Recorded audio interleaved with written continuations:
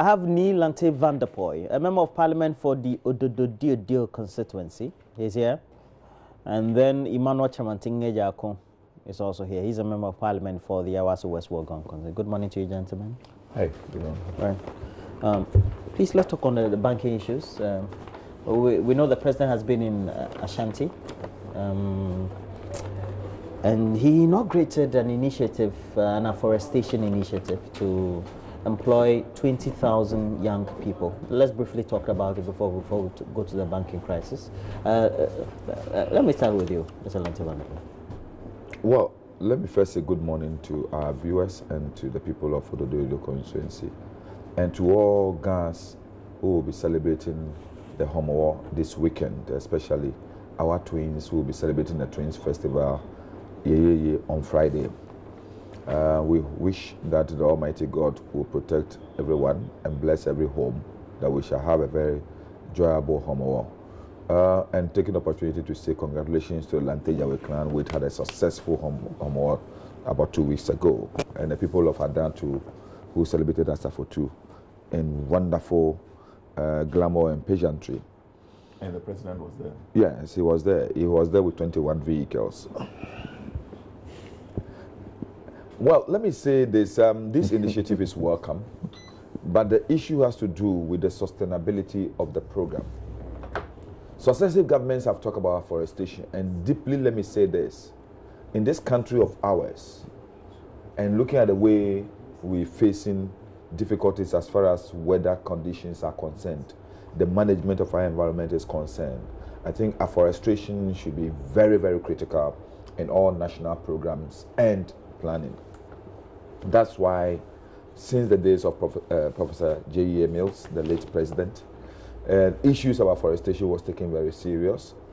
You remember even in the days of Jerry Rawlings, the government specifically piloted an afforestation program with the chiefs and people of a village, a town, let me rather use a town, just before Ejiso. And it was very successful. That would be in the early years of the revolution. The same thing was done in Adan. So if you, for example, traveling between Adan Junction and Adan Town, that's Kase towards Adan 4, you see trees planted all along the road. I think it's beautiful when you drive in and you have that shade, and that is beautiful. So afforestation is a very important program that I will always support. What, however, happens is the fact that many a time when we do these things, we don't really sustain the program. And as such, we start with some good initiative. The trees are not well maintained and they die. Close to 80% most of the time of these dies. I remember as a young national service person, we spent days sleeping in the Achimota forest, nursing seeds and planting. You know, so I believe that it's the issue of commitment. It's very, very expensive, very, very expensive. And I said, if government is going to commit that amount of money, time, energy into this program, then we must make sure it's successful. We should not give opportunity for people to rip Ghana off. Because many a time, you say they say are employing 20,000 people. Before you are aware, only 5,000 people will be employed. And all these will be taking, the so-called coordinators of the program will be making money at the expense of the program and the state. This one, we want every one of us to take interest in the monitoring of the program. It should not be left to the group of people who are mandated to handle it, the coordinators and things, and then instead of having 10 people on this particular plot of land, they will say they have 100 people and they will collecting the money into their pockets. I think that if we want to do, especially at this time when we are fighting environmental degradation with the issue of small-scale mining, trying to reclaim land and things, I think we should give so much energy to this program, and the supervision and the monitoring of the program should be much more important than the fanfare that characterizes the initial, program. Let me pick a word or two from you. Well, thank you for having me. Good morning to you and to Milante. I haven't seen you in a little while. Yeah, because you decided to abandon me. No, I can't abandon you. And most especially to viewers in my constituency, I was West Wogan. I think that unlike Gamashi, the towns in my constituency are predominantly large towns. Yeah. So the Homowo is more towards the end of August. So we are all preparing for it. I wish them well, and we will fully participate when the time comes.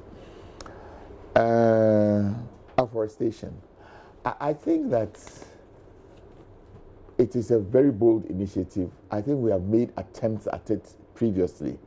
I know, I don't know about President Rawlins's, but it goes way back. Sure. You know, we can talk about Buzia and Teak Tree. Ivia Champon. Yes. Way back in the Second Republic with Dr. Buzia's rural development enterprise. That is when teak was planted all over as a source of revenue for people. I believe that successive governments have all tried to do something with it. But I think that we have not really attained the mark that we have set out to. I hope that with this new enterprise, we will be able to do it. Look, anybody who sits and tickles himself and says that everything is the same, it's not true. The world faces a huge disaster if we don't do something about it. The issues of climate change, which is on the back of issues like deforestation. Okay, it is projected that temperatures, we must contain temperature rise. I think it's 1.5 degrees centigrade within the next couple of years. Otherwise, this earth might be uninhabitable. We see the effects, but we are not explaining why it is coming. When it has to rain, it doesn't rain. When it doesn't have to rain, it rains. And those are the effects. Oh, certainly.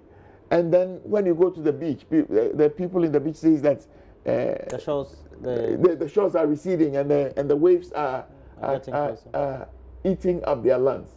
All of this are pointers to what is happening. And I think that we must make vigorous attempts at explaining to all and sundry. I mean, my cousins that live in Akufo-Addo must understand that if you cut down a tree, okay, you are creating problems for yourself. The corn that you plant might not germinate because the rains will fail you. Okay, I think that for most of us, we clearly don't understand the issues. It is science, but we must break it down for the man in the streets to understand that our commissions and our omissions is what is creating this. I wish the Forestry Commission well. Like he said, I think the most important thing is the supervision. I hear that they have done a timesheet, and every person who is employed must do, I think, a hectare or an acre in a month. That will be validated before they are paid. Okay. I think the challenge with some of these programs has been people enrolled, but they didn't do the work. Because sometimes we do politics with it. We employ just politics. You know, it has. So we're hoping that this will be beyond what happens within the status quo. Sometimes it becomes so political. Yes, I can agree that sometimes it is political, but it doesn't mean that people should not do the work. Even if you are an MPP person and government employs you, that is the more reason why you must do this to ensure that your government succeeds, your party in government succeeds. Very well. Again, the former chairman of the Capital Bank, Pastor Mensa Otabil, Dr. Mensa Otabil, has issued a statement. We'll look at that statement shortly. But in the meantime, let's just watch this video. It's about an attack by what we're told some groups, they're called Kandahar boys. They're linked to the MPP. They have denied their involvement. They went forcibly to remove the CEO of the Tamale Teaching Hospital. Please do take a watch and let's do this discussion. We'll ask Mr. Chimati Ejako why the party is sponsoring some of these activities. Where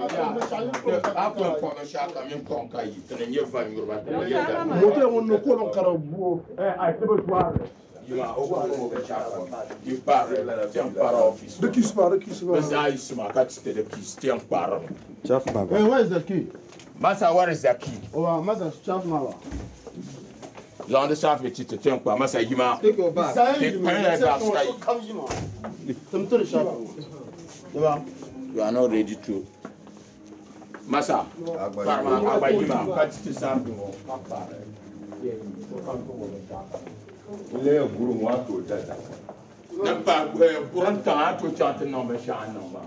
would you see you got Paluri?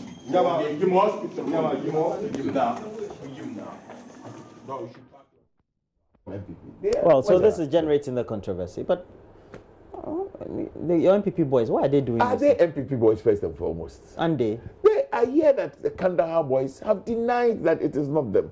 Look, the guys who are doing this, their faces are there. They were not masked. Kandahar.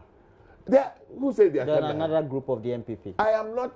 Why do you want to say they are MPP boys?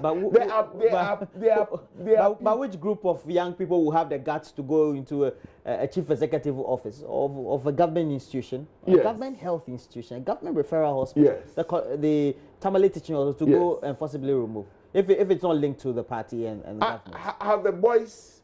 Look, let us separate the issues. Which issues? Did we see the boys who were doing this? Visibly, we can see them. They were visible. They were not masked. Kandahar boys. I cannot say, because I have also seen a statement issued by the Kandahar boys denying their involvement. Okay. Assuming some people go to do things, they may be MPP, they may be NDC, but you cannot be, by extension, say that because it is Nilante, so it is NDC. You are saying these are NDC boys? I am not. I think you are not. You are not. You want to be hard at hearing. Oh. Look, all I am saying is that the boys who did this thing are visible. Kandahar Let us arrest them. You talk about Kandahar boys. I am also stating, and I'm sure you have seen, that the Kandahar group have denied their involvement. Some boys, some men are there. You can see their faces. I think the police should go after them. It looks like the police have been rendered incapacitated. Why? Because these are party government-linked boys. Oh, so they are party government, assuming without admitting they are party-linked boys. What stopped the police from? Because they are afraid. Who is afraid? Did the police commander tell you he's afraid? Has anybody been arrested and anybody called to say release them? We are speculating, my dear friend. Who? You. Has the police issued a statement that they are not able to arrest them? The police are afraid. Oh, come on. I haven't heard the police say they are afraid. You are just speculating. Do you think it is fair that we have these MPP-linked vigilante boys? I say it is not fair for anybody. First and foremost, I state with all the authority I can command that there is no proof that they are either MPP or NDC. There are some Tamale boys who are doing this, and they must be arrested. Anyway, I would say this is no news, because since the inception of the MPP government, we have series of these things happening. The attacks on public service institutions, civil service institutions, the attack on even the judiciary. We saw it in Kumasi. We saw visible forces and Delta forces guys attacking security coordinators, dragging him, pulling him off his office and throwing him into a vehicle. We saw boys virtually besieging, rampaging a courtroom, virtually bringing the life of the magistrate and also other people at the court at risk. Nobody really took an action. They were rather ferried to Accra and had lunch with the president and told to go back and not seen again. So these things have been happening. This is not the first time we've having the group of MPP tax hooligans just besieging the Tamale Teaching Hospital. This is the third time since MPP came to power that the Tamale Teaching Hospital has been attacked by a group of, let me say, riffraffs, you know, who say they belong to Kandahar boys or visible forces. You remember also the overtaking of the Kintampo waterfalls and all this. All these things have happened. It's the breed of indiscipline that has characterized the MPP government by this their party apparatchiks. People who are bringing shame and disgrace to the party and to our democratic institution. It's a pity. And I totally agree with you. The police had a conference in Kumasi last year. And the police, one of the police commanders, openly, it was on TV, said it, that we the politicians have been interfering with their job. And it makes it difficult for them to deal with our party supporters when they misbehave. He did not specifically say this particular, but he said, we the politicians. And to some extent, it's true. We make the police service incapacitated when they take action. And you know, when we have situations when regional ministers and municipal chief executives or metropolitan chief executives are head of security, let me say, dissect or wreck. Yes. Yeah. They normally will interfere with the work of the police. Because before the police commander wants to take an action, he has to seek the sort of approval from the regional minister or the municipal chief or the metro chief executive. And these people, is it true? It happens. It's not true. I'm being objective as possible. The police commander does not need. If it is a security threat. Mr. Chairman, are you talking book knowledge or you're talking no, practical? I am talking. He's not being realistic. He's not being realistic. It's no, not. We all know. We go and report these things every day. Every day. I think you are talking this Achimota English. Serious. No. But no, I disagree with you. Practically, the police cannot take This is Achimota. This Koboduma say English. I disagree with you. Not Achimota. He went to Pesek. I completely disagree with you. I disagree with you. The truth of the matter is not. It is not every action the police must take in a region or a district that they would have to go to Rexec. When it has to do, when it has to do with such they know the implications of taking that action, so when they will not take it. I think that you are. When the players I am the first person to admit that there has been some amount of misbehavior. See, I agree with you totally. I agree with you. By party activists. Bro, I completely agree with you. I agree with you when we say that irrespective of their political leanings, the police must deal with them as people who have infringed on the law. I accept.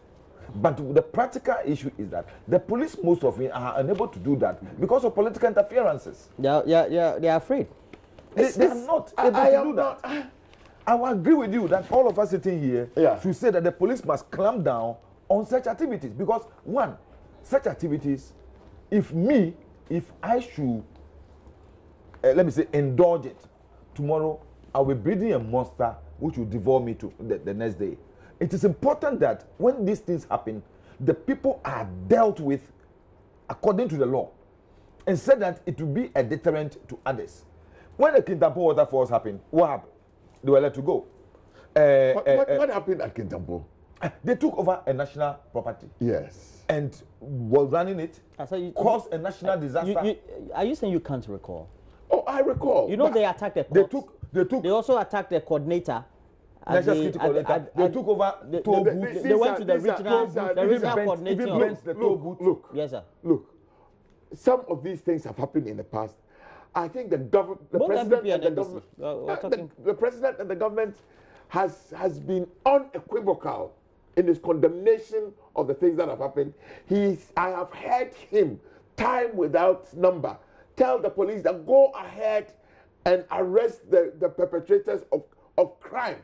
Now, if people and you think the police can? You think the police can? Why? Oh, sir. When your regional chairman sits there and said that he will not allow any of the people to be arrested. Which regional chairman? Happened? The northern regional chairman. You mean former? Yes, the former regional chairman. Bugre Nabo. He said he would never ever allow any of these people. What happened? And he said I remember very well. Ashanti regional chairman, when the guys went and took over the toll booth, came out and said that he would not allow this people to be. Don't like reading stories when related to vigilante. No, so let's no. move on. It was. Let's face it. At the beginning of this government, there were issues, but I think that in the last 1 year, all of us must admit. I agree. That nothing has happened. But today something has happened. Yeah, but don't say. And I'm insisting that the Kandahar boys themselves in Tamale have issued a statement that they are not involved. Maybe some boys, you see, there is. I can decide that. NDC boys. I am. They may be MPP boys. They may be NDC boys. I can decide They will that. never be NDC boys. Oh, come on, what are you talking NDC about? boys will never do let us not pretend that this is a new phenomenon. I don't even want to begin to sit here and equalize. This is bad. Whether it happened 10 years ago, it happened 20 years ago. Thank you. I think that's the way we should all go. Okay, this is condemnable. We should never allow but this let us to happen. not create a situation, let us not create an impression that this is a new phenomenon. It has never happened. Anytime this has happened, at least anytime in the last 18 months it has happened, the president has been forthright. All right. Okay. So and let us not. I mean, are you saying that the people who are doing this, the people in Tamale don't know them? They are known. okay, Martin Abugre. Have they been arrested? And has someone come to say that they should not be touched? Martin Abugre is our lead correspondent in Tamale. Good morning to you, Martina. Good morning, Roland. And since the incident happened, we had a word from the police saying that they'll take steps to make sure the offices are open and they take action. So far, what are you hearing from the wires? Are you getting any latest information from the police? This morning, nothing has come up yet. We are yet to get to the hospital and find out. But I'm told that yesterday in the evening there was a meeting that was held, even though we don't have the details and we don't know what meeting it was, but we were told that a meeting was held yesterday in the evening. Those young men who have been captured in the video, are they linked to any of the political parties or groupings, or by what authority are they, or did they undertake that forcible eviction, so to speak? Baba Alassan, I have known him to be part of the MPP communication team. But late developments coming out, they are saying he's been suspended. But previously, I have known him to be part of the MPP communication team. When I spoke to him, he mentioned Kandahar as one of the groups, which was part of the group that had assembled there and marched the CEO out of his office. Oh, it means that there are more than a group. Apart from Kandahar, we have which other groups? Can you mention them for us? Readily, I can't mention because I don't have the documents with me. But he mentioned some other groups. He mentioned about 3 groups to me. Generally, which other groups do you know beyond Kandahar boys? We have the Invisible Forces. We have the names are not coming actually, but we have a lot of them in the NPP. I'm told there are up to about 20 different youth groups within the NPP. So you don't know whether the chief executive has been made to return to his office this morning? Yesterday I spoke to his aide in the evening, and he said he might be coming to the office this morning. What peculiar reasons did they attribute to the reasons being the rationale for them doing all the things that they did yesterday? They said he was running down the hospital, and they said he had established 7 companies he was using to front for supplies in the office at more exorbitant prices. And so they cited gloves that was going for 23 cedis and now being sold to the hospital at 70 Ghana cedis. And they name other issues too of he colluding with the procurement officer, and they creating artificial shortage almost all the time so that they can have the power to bring in more supplies. They also talked of he disrespecting his colleagues like Dr. Tichi and Dr. another doctor, the neurosurgeon, Dr. Abbas. Those were some of the issues they mentioned. They said he was being vindictive and he was not an NPP person, and so he wanted to run down the hospital to make his party, the NDC, popular. I see. Why is it that the police have not been taking action against some of these incidents or these young people who tend to raid offices? Well, it will be difficult to say why the police are not doing the bad. Mostly, these things happen sometimes in the full glare of the police. Why they are unable to arrest them, we can't tell. Okay. We wish you all the best this morning. Okay? Thank you. All right. And take care of yourself. All right. We're in the discussion. It's okay. No, why do we end the discussion? No, but we already know the issue. Let's move to audited. Because why? You wanted to make a comment. No, I'm saying that I totally agree with my brother here. That no matter the political coloration of any group of people who take the law into their own hands to misbehave in such a manner, the police must ruthlessly deal with them. And the government must make sure, in order to make governance and institutional democracy in this country more appreciated, because people are beginning to think that our democracy is breeding indiscipline in the country. I've talked to people saying that these things couldn't have happened in any other regime, but because it's happening under democratic regime, we are allowing these things to go on. And I believe that those of us as stakeholders in the sustenance of our democracy should voice out against this thing. We must have a national call, advocacy against such unruly, animalistic behavior from people who think that they can take the law into their own hands. And are they police? Are they CID? Are they from you to find out, to be able to determine whether somebody is running an institution down or not? Or if they have such issues, why wouldn't they use the appropriate channel in addressing it? Why don't they send a petition to the Ghana Health Service to be able to take a decision on this? Who are they to take the law into their own hands? Who are these? Very well. Some of these boys cannot know their left and right. They cannot even write A, B, C. And they determine who should be chief executive of places. Look at what they said. Because the person is an NDC person, so he's running down the hospital. How can somebody who's choosing a chief executive of a place like Tamale Teaching Hospital run down the hospital, put the life of people at risk because of political coloration? This is madness. And I think seriously, they must be dealt with. All right, let's go and speak to some of the banking issues. And already we're getting the Institute of Chartered Accountants Ghana saying that the auditors of the 7 column banks need to be investigated because they say they have guidelines, ethics by which they undertake their work.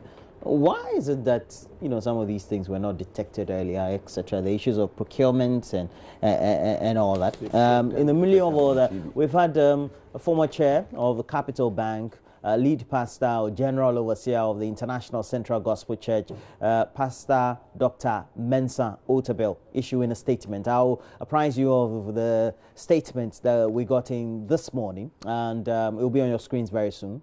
In that statement, he's indicating that he only performed his role as a non-executive member and the chairman of the board. He also indicated in the paragraphs in there that he only wanted to help a young man who was having a great vision, ambitious enough, and possibly, some things may not have gone well. He says, I accepted to be the board chair of Capital Bank in a bid to help strengthen a promising young enterprise that had potential but also challenges. I was excited about the prospect of a young man from a disadvantaged background who was daring to create opportunities and employment. He continues in 3. My position was a non-executive role. I was therefore not involved in the day-to-day management and operations of the bank. In the course of time, some decisions made turned out well, while some did not turn out as well as had been anticipated. As far as I can tell, everything was done with the best of intentions and the interests of various stakeholders in mind. My foremost concern, as has been the case over the past year, is for the well-being of those who lost their jobs and those who may have been adversely affected in any way as a result of these developments. My heart goes out to them and to their dependents. I continue to pray for God's guidance and sustenance as they navigate the course of their lives. He continues, since the takeover of the bank exactly a year ago today, Various mandated state institutions have been investigating and working to arrive at a comprehensive understanding of what happened, why it happened, and who was responsible for what. I have been invited by Yoko, and I have submitted myself to their processes and answered all their questions faithfully. For some time now, many discussion platforms have made varied references to me and to my perceived role. Some have reached out to me for clarifications regarding issues that have been raised. I have preferred not to respond in the public domain, not as an admission of guilt, but out of respect for the due process and the ongoing investigations. All right, so the statement ends, Shalom, peace, and life to you. Signed, Pastor Mensa Utebel, today. Yeah, Roland, The banking crisis, and then let me say that it's a wonderful PR piece. It's good for him. Utebel, as a person, has become almost an institution. And for such a blow, having touted his ability to be able to help in the sustainability of industries and also institutions, I think this Capital Bank thing has really hit him. I remember this thing broke out just after Greater Works last year, and then just after Greater Works this year, the ramifications back. I don't know why, whether it's coincidence or intentional, I will not be able to say. But I think whatever it is, it's really had, let me say, a stink in his profile and also in his personality. I've read so many reactions from individuals and from some very, very appalling. Let me take the opportunity to condemn. For example, I read something written by one guy, called One Love or something. It's totally uncalled for. I totally agree with him in the statement he said that his position was not an executive one. Definitely, board of directors do not handle day-to-day management of institutions, but then they are viable when it comes to decision-making and policy directions. And I said, ultimately, they should take part of the blame. It happened all over the world when there was a downturn of the financial institutions in the USA and in Europe. The directors were also dealt with accordingly because of some of them, the exorbitant and unrealistic directors' fees they were taking. So I think that vicariously, all the directors of all these institutions are viable. They are, let me say, they are culpable of the measures and the decisions that were taken that has led to the collapse of these financial institutions. But then I also agree with him that we should allow the state institutions to do their work, because you can't lump them together and say they all. One way or the other, one or two of them may have principally dealt with issues the way they should deal with as directors. And some of them may have found themselves even within the framework of these bad decisions which were taken. So you can't lump them together. But I also will say, yes, I agree with him when he said some of the decisions were good. Some did not play well. That is why you are there as a director. And that's why ultimately you take the policy decisions that the bank and the institution embark upon.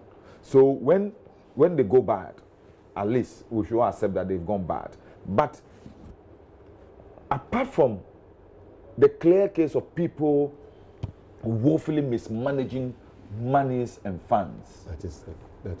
I don't really see any other justification for anyone to say that. Not particularly the bailout that came from the Bank of Ghana. Yes, I read something in the Capital Bank that and that one was pure a board issue. To 27 million cedis or so that approved by the board. That is where I'm coming to. Board approves this money. Say for what? Something promotion or something.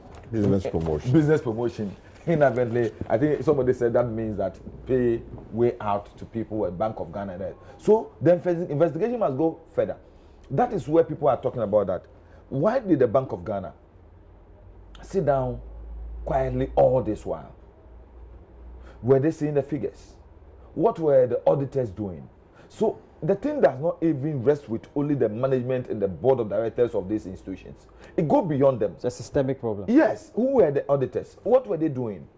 And then the board, at least you have board meetings.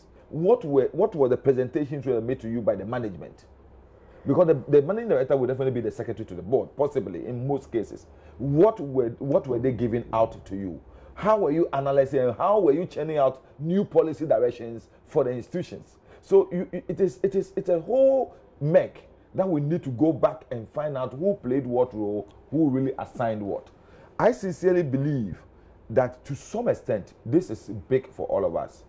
I'm saying that the only thing I would want the Bank of Ghana to continue doing is to make sure that we protect the interests of customers, of innocent Ghanaians who, through no fault of others, are encouraged by the policy for Ghanaians and to individuals to save and put their money in the bank. Before Mr. Chairman Tinge Janku comes in, let me go to Mama Vioso Abuaje, who is currently speaking to a gentleman who's worked with both banks, Capital and UT banks. He's in fact written a book detailing his experiences in the two banks. And guess who wrote the foreword of the book? Prince Kofi Amwabeng. And Mama Vioso Abuaje is ready. Good morning to you, Mama V. And that discussion, how is it going to pan out? Well, good morning. Well, you're right with all the things that you said. Today is actually 14th August. It marks exactly 1 year since the Bank of Ghana took the license from UT and Capital Bank. You know where we are today. But Samuel Oshry has written a book. And his book, as you rightly indicated, forwarded by a man who set up UT Bank, a man that we all admired greatly. And we're here to talk to him. We're actually coming to you live from the National Banking College because as part of the first anniversary, the book will be launched and then there will be a public lecture as well. I'll leave the details for someone to share with us. The book is titled Fates of System Thinking. So Samuel, first of all, thank you very much for sitting down with us. Can I ask what inspired this book, first of all? All right, thank you. The inspiration came from the day UT went down. I was leading a team to get an ISO certification for another company. And that morning, as I went through with some of the best people I knew, the news came through, and it was the most depressing thing I had perhaps ever gone through because my whole CV was down the line. The two companies I had worked with, family I had gotten to love, a passion I had devoted my life to was gone. And the memories of it had to be preserved, not for us, but for posterity. And so the book was basically inspired by a passion to learn and a passion that this won't happen again, because it's happened too many times in our history. And the question of why it keeps coming up should perhaps be dialogued and solved once and for all. But you got Prince Kofi Amwabeng to forward this for you, even after the collapse of not only his bank and Capital, but also the recent one, the 5 banks. That was a humbling experience, and I'm grateful to him for having done that. I remember when the book was done, I called him and I told him I had a book, which was going to be published, and I would be grateful if he could look at it before it went public. So I gave him the book, which he read. He actually read every single word. And I then requested that if he will be willing to forward, a question I knew was tough because it would seem as a critic, which it wasn't. It was a learning curve. And having looked at the book and having looked at the content, he actually believed that beyond ourselves is the generations after us. And so he would be willing to put his name on the book. And that is still something that is humbling. Sure.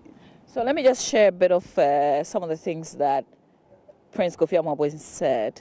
And this is picked from, obviously, the chapters that he wrote. Not a chapter, but the forward.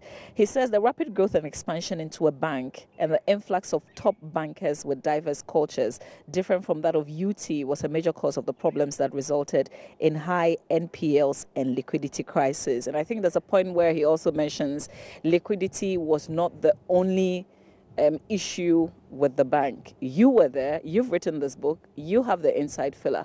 What happened? That's a difficult question to answer because it has so many parts and there are so many moving pieces. But I'll try and give a view into.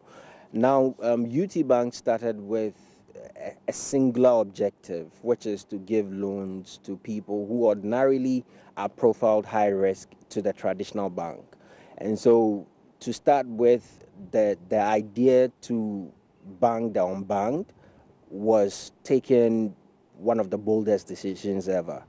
Having done that and succeeded for 10 years, the bank had some of the best commitments you could ever find, amazing culture.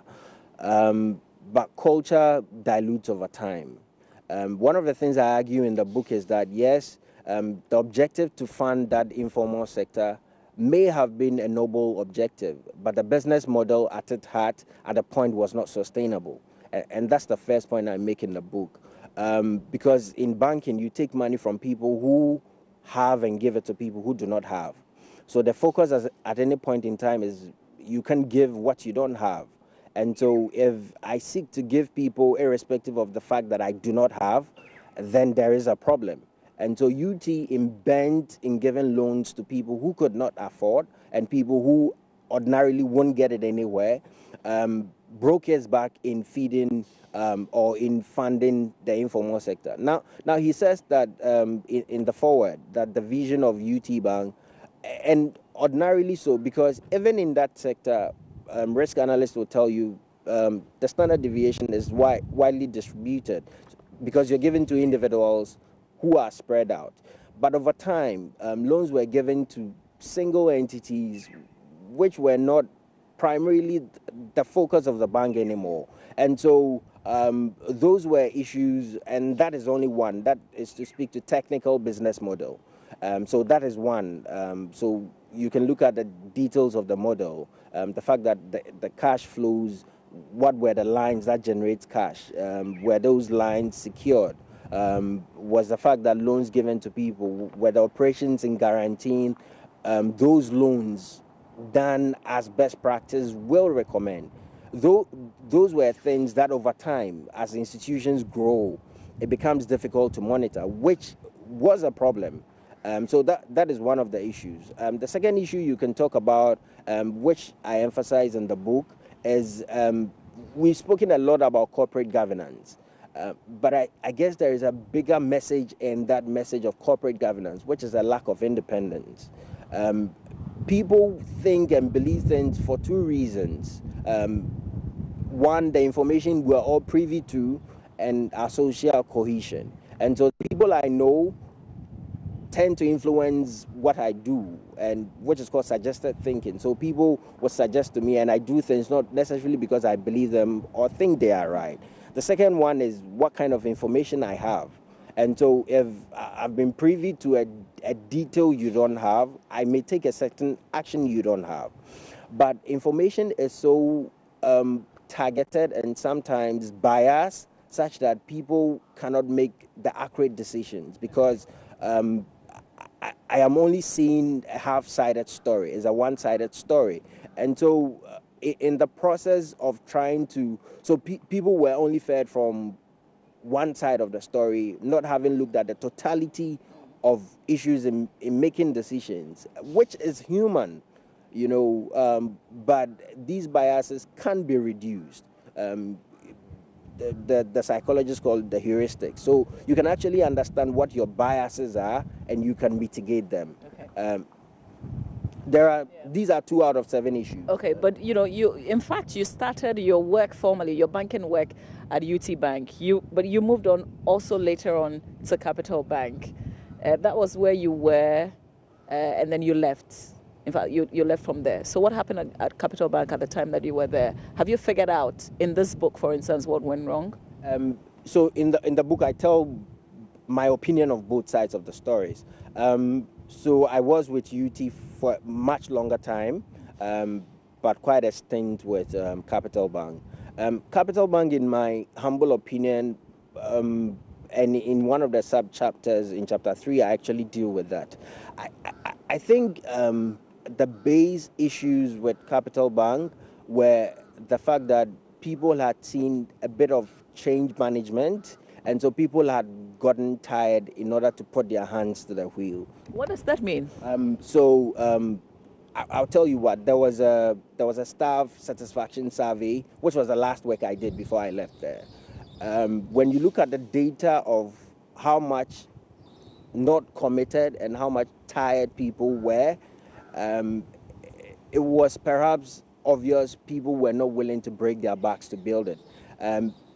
Of course, we're hearing a lot more in the news and the BOJ report, which speaks to a lot more issues that perhaps may have given people cause to behave the way they did. But overall, I think the essence of careful selection is important in building a business. And so if I have a vision and I'm going to put people on, the question is, are those people competent enough? So Capital Bank, I would sum it up in people. So essentially, they didn't have committed people who believed in the cause. Is that it? Beyond that, so yes, there were clearly people who did not believe in the cause, according to that data, and that is not mine work. That is a survey that was done. So almost 4 out of 5 people, which is about 80% of all the employees who filled that satisfaction survey, were dissatisfied. Beyond that level of huge dissatisfaction, I guess the culture was beginning to form, but in my humble opinion, the culture hadn't built concretely in order to understand that this business is about a bit more sacrifice, this business is about a bit more commitment to steady. Capital Bank had a relatively shorter lifespan. Sure. From 2009, when it was set up in October. It had grown quite rapidly. Now, not having time to understand the dynamics of the business and growing exponentially poses risk. It doesn't mean that it can't be solved. Okay. But when you disregard the concept of what best practice is in managing that exponential growth, you will have problems. Okay. All right. We have to end our conversation on the AM Talk on the AM show, but quickly tell us, so this is going to be launched at 9. Who is going to be here? So we invited the the Banking Supervision Department, and as of yesterday, we got a word they would be represented. We invited some MDs in the industry.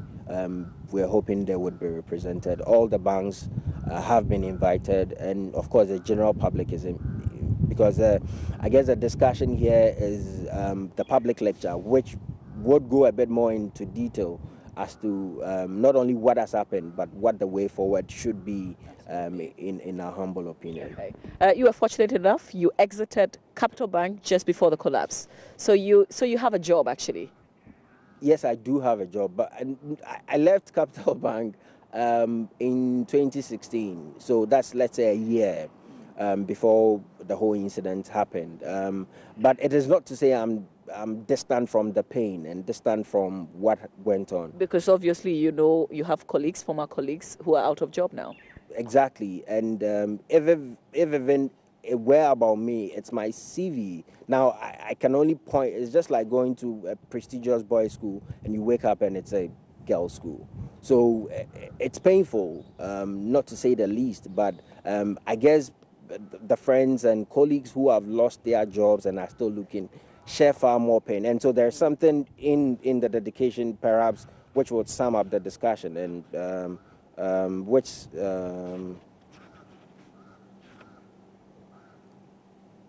okay, so are you going to be reading? But just before we go, I wanted to ask, do you still use Capital and UT in your CV? Have you taken those experiences out of your CV? They make me, actually. I think that the fact that I work there makes me who I am. At least I know what not to do, which is a big question. We go through life sometimes figuring what to do, but sometimes you would know what not to do rather than what what to do. So those two experiences have practically formed who I will become. And so this is the part I was looking for. Okay. To all my Let's do it real quick. To all my work colleagues at the erstwhile UT Bank and Capital Bank, thank you for all the lessons you taught me. It is our collective experience I share with the hope that the world may learn and hopefully become a better place. Thank you very much, Samuel Otre, for sharing a bit about this book with us here on the AM show. So back to you, Roland Walker, with the conversation. But obviously, yes, we're marking an anniversary today, not one that excites everybody. I guess it doesn't even excite anyone, but it's a very important day, whichever way. Yes, and we wish him all the best. I'll see whether I'll pass through his events this morning as he launches the book. But that was a great conversation there. And Mr. Chamante Ejako, is all within the whole crisis in itself. This one also seemed to have coincided. It's just a year since Capital Bank was liquidated in a way. So also adding up, looking at the statement issued by the former chair of Capital Bank, what would be some of your initial? Well, I think that it's admirable that he can come out clearly to state his side. I like his concluding remarks that the matter is still under investigations, and he offers himself for that investigation. It is useful. But you see, I always want to go beyond this.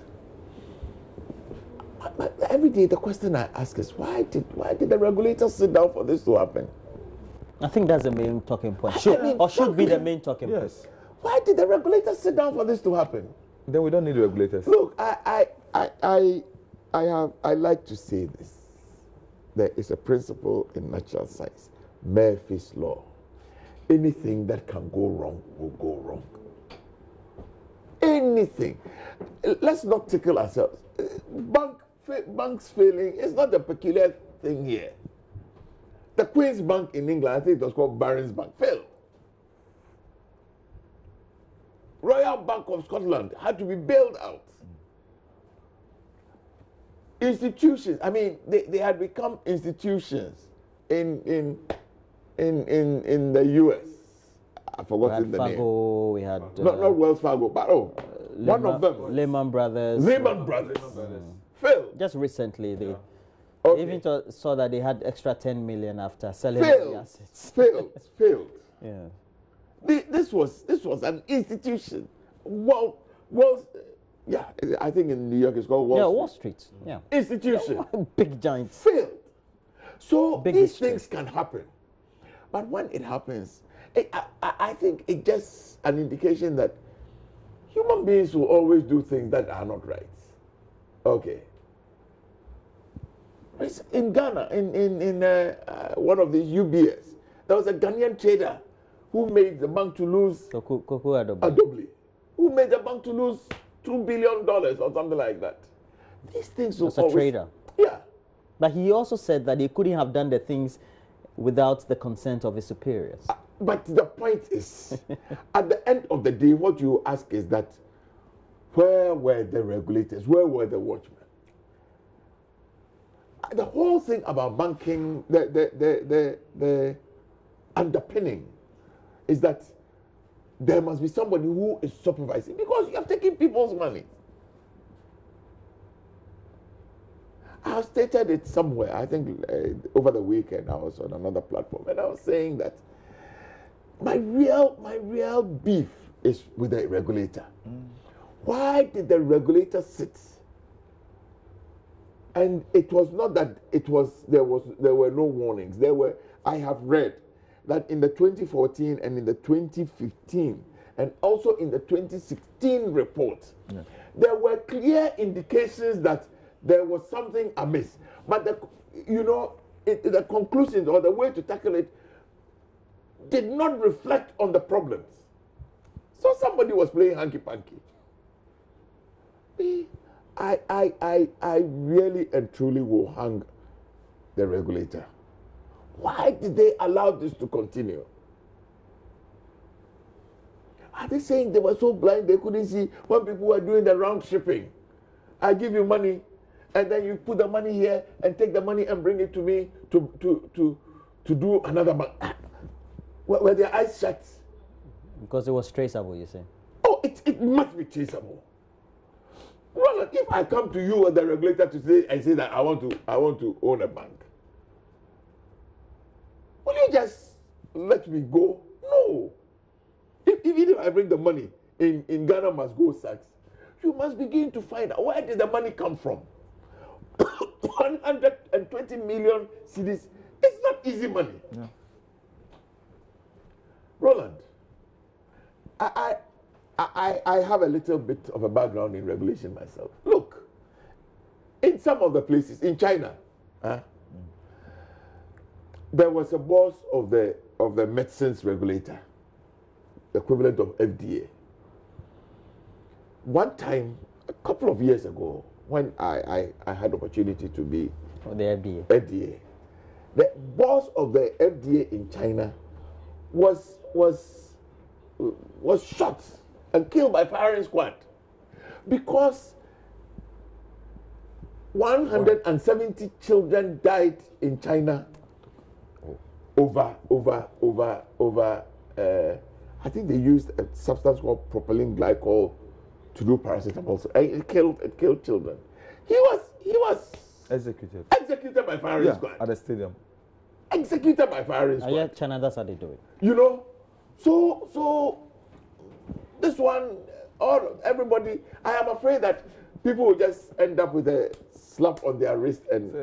But you see, if you wanted to make comment. Only No, the you do access, this way, only the access that will be tapped. next time another person will do it because when Kwaku did it, nothing happened. Free Bonto. Okay, let's go to the phone lines now. FIFA issued a statement over the last 12 hours. And that statement directly goes to the government of Ghana that they want all the process of liquidating the GFA to be perhaps stopped because that, according to their statutes, means an interference in the Ghana Football Association per the statutes of the Football Federation in the world. So we have Joseph de Graaf, a soccer analyst but also a football coach. Good morning to you. Coach, good morning, Roland. How are you? Coach de Graaf, good morning to you. I'm fine. And what do you make of the statement from FIFA? that statement has been long in coming. Look, the problem is, and some people are going to tell me I'm too known or whatever, but most people in Ghana don't know the FIFA rule. No, we know the FIFA rule. No, but what I'm saying, most people in Ghana, most people don't know. Now, the wrong move, right? Dissolving the GFA and also that was the wrong move, all right? Because for me, you look at the way, knowing how FIFA has operated in the last 40, 50 years, all right? The government should have taken a different route. Instead of the government itself dissolving, that is straight away, that is interference, all right? That is interference. FIFA do not like interference in FIFA. What's the best advice? Sorry? What's the best advice? The best advice is take it out of court, as they say, right? Look, I'm going to tell you what's going to happen and what FIFA are going to demand. Tell me. The way they're going to do it is the thing has to be taken out of court, all right? And the GFA have to basically elect all their officials again if they have to, but they have to elect a new president according to GFA rules. That's the only thing that FIFA are going to accept. Because look, if FIFA accept what's going on now, listen, a lot of the African countries, just South America, other countries, they will be doing the same. As soon as they're upset with their FA leader, they just jump in and get rid of him. Coach de Graaf. FIFA will not allow that. Coach. Yeah. Are you okay? Now let me ask you. We have an association that since 2005 has seen some changes in regulations, etc. It's the same old people. I mean, you take Kwesi Nyantakyi out, you replace him with another person. I mean, it's the same. It's a round robin trip, right? That's not FIFA's. That's not FIFA's problem. It's our problem. That's a Ghana problem. No, exactly. But that's not FIFA's problem. FIFA will deal with what FIFA deal with. You get what I'm saying? If you ask FIFA to get involved in Ghana's problems, it's not going to work. FIFA's problem is to apply FIFA rules So it's for Ghana to say the new people being elected are going to be better than the old ones. If they're not, that's still Ghana's problem to clean up the football in Ghana.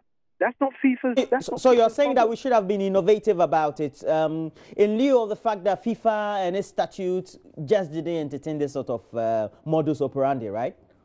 Exactly. Well, thank you very much, Coach De Graft. Thank you for your analysis this morning. And former minister, what do you say to this? You know, it's coming to you. Yeah, I was going to say that anything I say definitely will be the issue for discussions all this while. So, but then simple. I totally agree with the move which was undertaken by government, but just the timing. I said it here, that immediately what government should do is to set up a roadmap for reforms and also to have immediate emergency elections to elect new people into this. That's what you do. FIFA itself, if you look to that, when they did it quickly. Immediately. Within a month or two, they set up the system for information and also to have new elections to elect. That's how come Infantino became the president. So we must set up a roadmap and let FIFA understand this is what we are doing. You think we kept too long? I think we've kept too long. But rule of law. You know, Ghana will like rule of law. And we kept too long with it. Setting up this so-called committee is what FIFA is frowns upon. Frowns upon. What it means is that you have set up people to manage the game, which they don't like. So immediately we should have had, by this time we should have had elections and elected new executive onto the executive committee to immediately start the administration of the game. We've delayed too much, and that's why FIFA is coming. You know, FIFA, well, you know what they did? They suspended an entity for 3 months, FIFA. They were expecting that within that 3 months, we will take an action to restore sanity. You understand? It's because we've gone beyond that Is it already 3 months? Yes.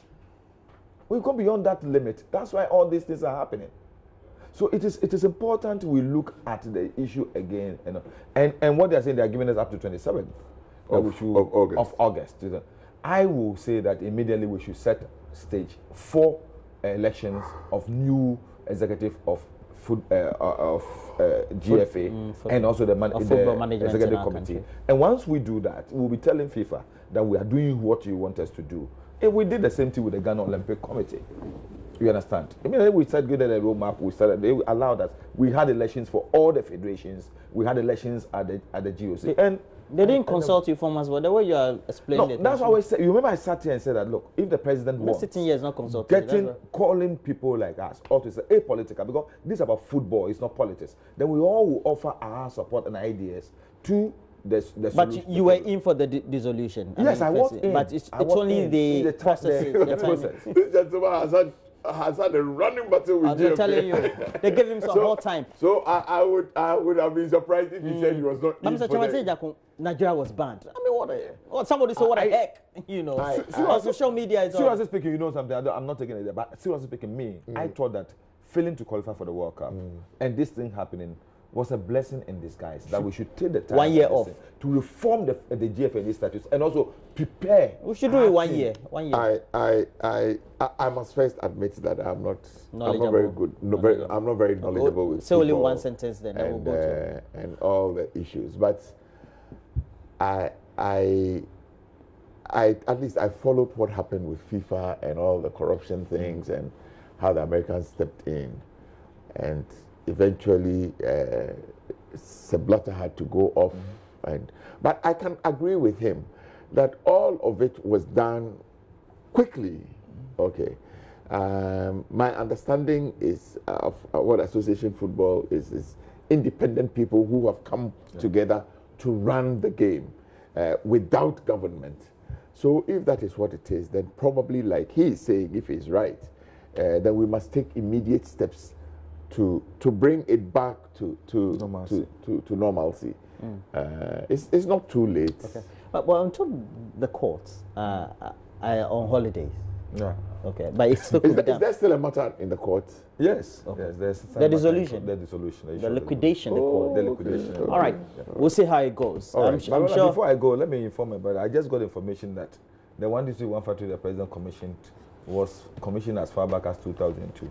Which one? The boats and nuts. The boats and nuts one. Yes. It was commissioned as far as Founded as far as 2001. but it's been roped into one district, one factory. It's the same. It's a private sector initiative. But then the news, It's not up for discussion. It's not up for discussion. It's not up for discussion.